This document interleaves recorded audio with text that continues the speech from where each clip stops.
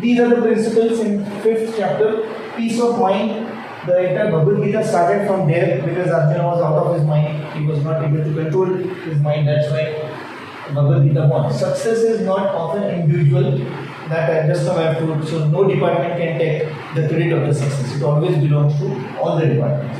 Application of knowledge is more important than the knowledge itself. It will further come up in 9th chapter. Skills, abilities, attitudes, we always speak about something called as competencies.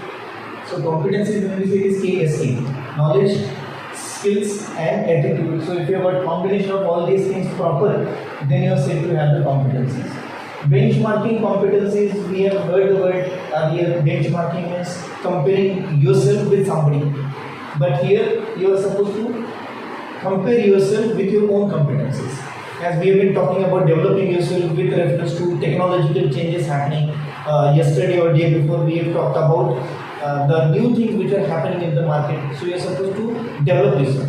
After 5 years, 10 years, you don't know what technology will come up. Whatever you have learned in MBA, that is totally going to be outdated. Let me tell you very honestly. When I did my MBA, that time HRM subject was not there. You will be surprised to know.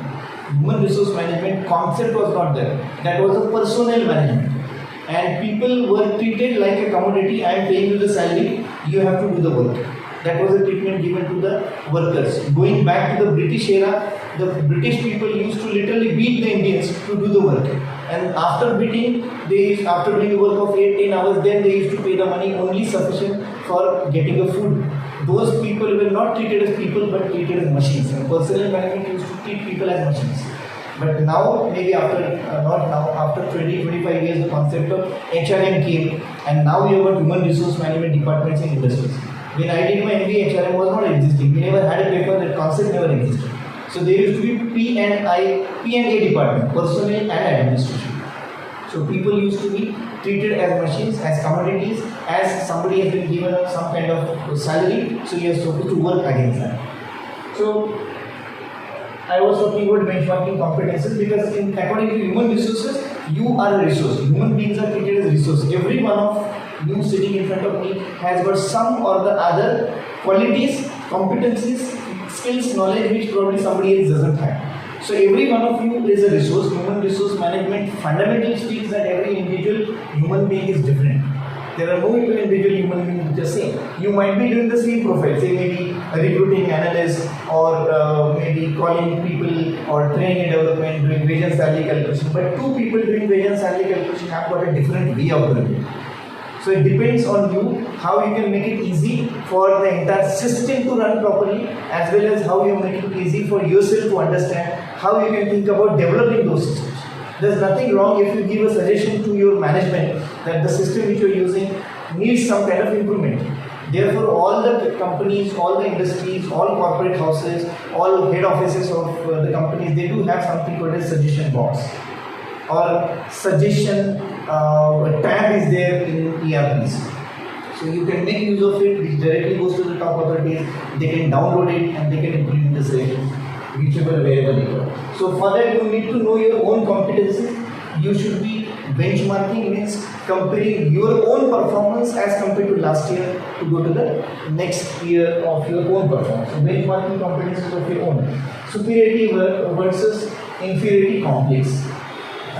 Every morning I send the good morning message to at least 1,000 people on my handset with, of course, a technology within 5 seconds it gets to 1,000 people. So every day I am sending one such quote from my book.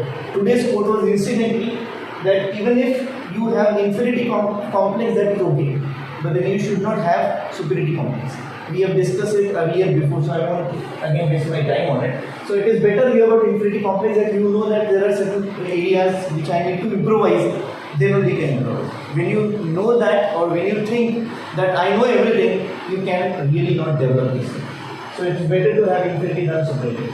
Matching goals and tenure with the organization. This is a fundamental concept which we learn in management fundamentals. Organization goals and individual goals. You have been taught in management fundamentals that personal goals or individual goals must match with the organization goals. Whatever you are expert in, you should give to the organization where you are working, and they expect your expertise to be used for the organizational purpose. If you don't have a particular expertise, do some courses from outside, develop yourself, maybe Excel, advanced Excel, these are the things which are required nowadays by all the organizations. Tata Docomo maintains their entire data only in Excel. So you can just imagine how powerful Excel can be. So you don't know what an Excel can do. You take courses, you join a course of advanced Excel, even Microsoft will be providing you certificate for that. So you try to develop yourself so that your skills will be helpful for the organization, and organization will also grow along with your growth. Organization will also give you training and development. We will be speaking a lot about it, because organization also want you to develop for whom? For the organization's purpose. Once you leave that organization, your skills for which you are developed will not be anyway helping that organization. But why the organization will help you? Because organization wants you to develop it, ultimately in turn will develop the organization, will help the organization to do. So there always has to be a connection between your individual development and an organization development. If you develop individually, organization will develop. If organization develops, then the organization will try to develop you more so that organization can develop more. Organization, when it develops, it will try to see around in the society with the competitors what are the additional developments required. Organization would like to go into that direction. So to rise to the next level for an organization, it needs to develop the people who are in the organization. So organization will again develop it. You will have your own goals, so try to match up with your goals in the organization goals. Then only you and your organization will succeed. Till the time I tenure with the organization. There was one cartoon, if you remember. One person was talking to another person, and one manager is saying that if we train them and if they leave, what is the output? Because we are putting a lot of money in training and development, as I said, around sometimes it is 15% of the total turnover as the budget of training and development, which is a very huge amount for any company. That is the highest limit. So the manager is having a question in his brain, in his mind, that if we put a lot of amount of money in training the people and if they leave, what will happen? So the other manager asked him, and if we give them the training, if we don't give them the training, if they leave, what will happen? So that is more serious question as compared to the first one. So give them the training so that they develop, so that once they develop, they will help the organization to develop. So that is where management fundamental is speaking about individual goals and matching it with the organization goals. Egalitarianism, a difficult word to pronounce and difficult word to understand, but concept is very simple. Egalitarianism means give the work to the person who is able to do that kind of a work. One photograph, one cartoon will come that will make the concept clear. I will not be purposefully explaining it here. I will explain when the cartoon comes. Perfect and supreme being, stable, stress-free professionals, self-actualization, we have spoken a lot. Stress, anger management process, and way to practice meditation. This is coming up in unit number 6, which we will be covering today. So 5th chapter starts with stress and anger management process. There has to be some standardized process which will be coming from the 6th unit, which I will not be explaining here. But you need to be a stress-free professional. You need to reach to the self-actualization place, and there is a way to practice a meditation. What is that? That will come in unit number 6. Okay, this I can skip. Yeah, I alone cannot do anything. This is one verse in 5th unit which requires a lot of what we call as tongue twisting. So if you try to read this, Naivam Kinchit Karoti Yukto Manyate Tattvavid, up till here it is quite easy. Pashan Shrunas Pushan Jigran Nashnan Gakshan Chopam Shwasan. So this entire word I have split it for the sake of pronunciation, but if you see original Bhagavad Gita, word starts from here and it ends here. It's connected in such a way. That's the beauty of our Sanskrit language, which got converted to Marathi. So this entire thing is one word. But then for the sake of understanding, we have split it separately, and all these things are there right in our subject called as, which we don't have, essentials of psychology for mind. We say that all of us do get to know the things happening around by the different senses which we have. Everybody of us is born with 5 basic senses. Those are these 5 senses: eyes, ears, nose, tongue and skin. And 6th sense is supposed to be our wisdom, brain. But 5 senses we try to receive from the surrounding. Whatever we see, we store it in our brain. Whatever we hear, we store it in our brain. Whatever we touch, that touch is stored in a brain of, let's say, a blind people.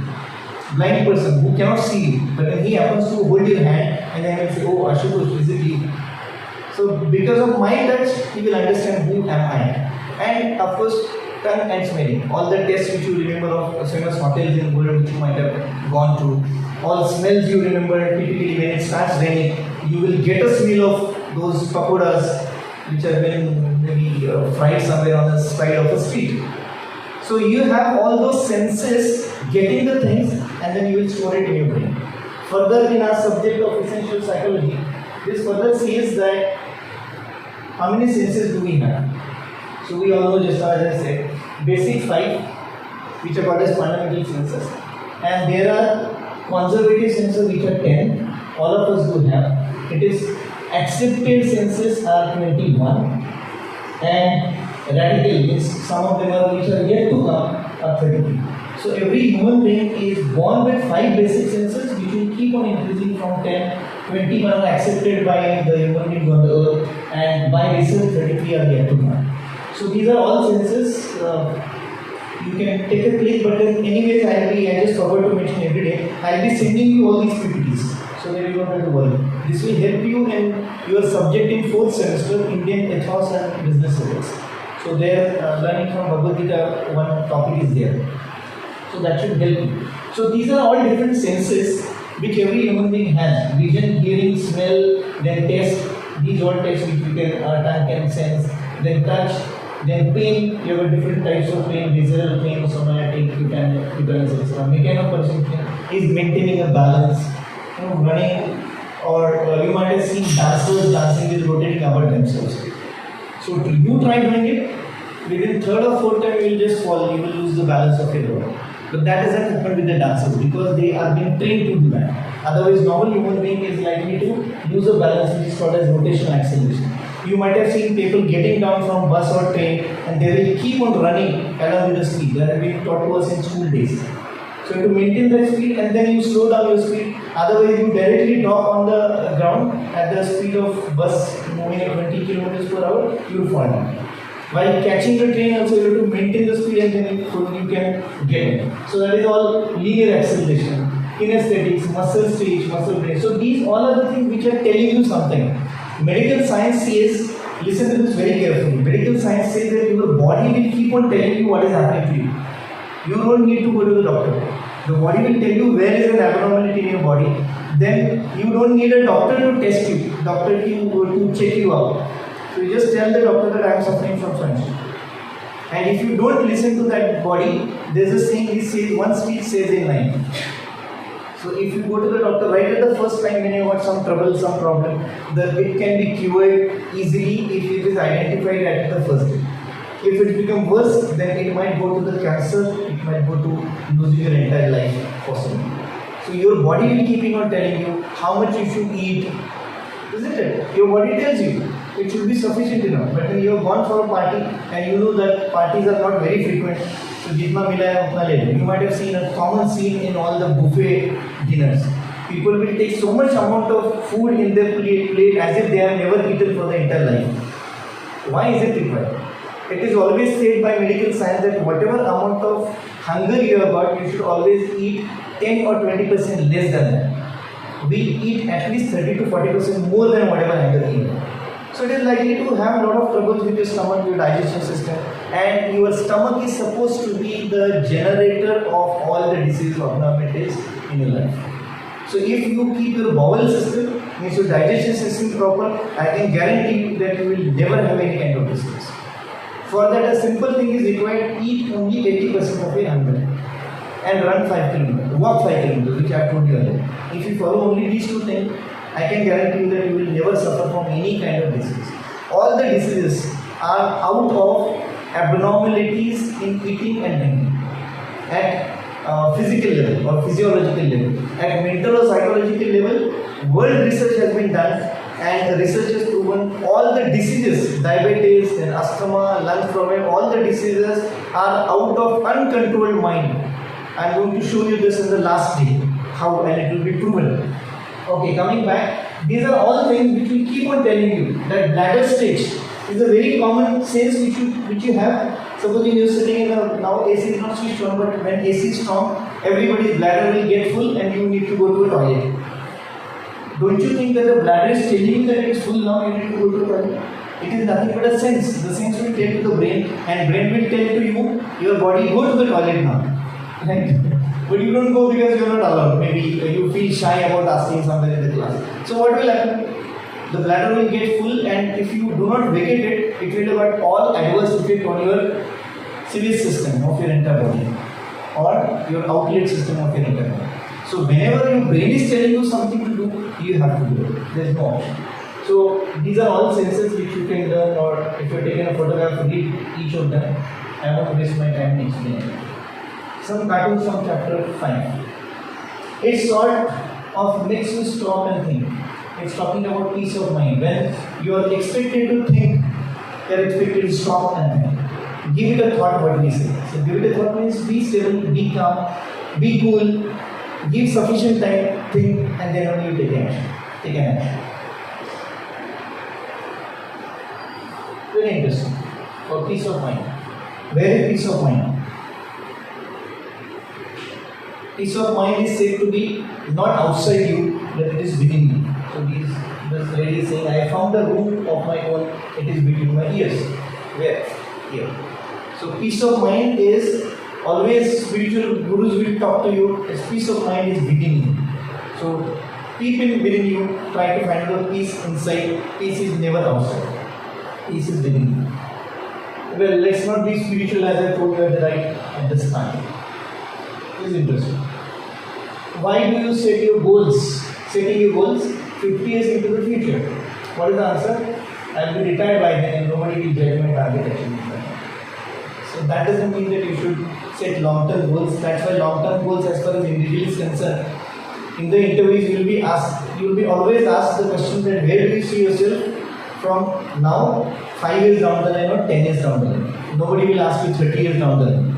Because you know that you may not have that kind of vision and you may not be able to achieve that. You may be in some another profession, you might have changed the profession, you might have died, because average Indian life is 68 to 69 years. So nobody will be asking you your target after 50 years or 40. They will maximum ask you 10 years. And that is the time when you may think about changing your profession, changing or going to the next higher level, which is drastically different from what has happened in last 10 years. Egalitarianism, one is here, another picture will make it more clear. Egalitarianism means deciding upon the ability of a person and accordingly trying to give that work or that money to the person based on an ability. So equal pay for equal work could be the simple expression for egalitarianism. And what is happening in our country? On one side there are people who are fighting for their living wages, raising minimum wages, and on the other side need new private jet. They have got, even in India there are many such kind of business people who own their private jet. They don't think about all these poor people who are just not getting even their living wage. Living wage is what? Roti kapda aur makan. Whatever amount of money is required for that. That is what is living wage. And then tax cuts for wealthiest 1/10 of 1%. So all the wealthy people. India has got a record of tax evading by most of these people. Most of the people, highest taxpayers, they don't pay the taxes to the government. They try to hide the taxes. They have got their brilliant CAs who will show the losses in the businesses. They won't pay the taxes. Who will pay the taxes? People like you and me who are having some kind of service. Because the moment you are employed somewhere, the company or that organization, that institution, it is mandatory for that organization to deduct the tax for you and pay to the government. Which we call it as finance people, what it is called as, I deduct the tax from you, means I as an organization, and will deposit in government's account on your name. What is it called as? Yes, somebody said it. Somebody has given the answer, I heard the answer. What is the deduction of tax from your salary is called as? No? Finance, commerce, you should know this. Very simple word which even common people use it, not even finance or commerce background use it. I heard the answer somewhere, it was correct answer. TDS? Yes, it is TDS, tax deducted at source. So what is the source? Source is where the salary is paid. So at the source itself I am deducting the tax. Because I don't believe you whether you will pay it later or not. And that actually happens. In India, I think I am not very much sure about the figures, but then I think there are only 3 to 4% people who pay the taxes. Rest all enjoy the facilities given by government on the taxes which we pay. That's the situation. Okay, this is the exact meaning of egalitarianism. Is it possible? For a fair selection, everybody has to take the same exam. Please climb the tree. Who's there? Monkey. Then what is this? Penguin.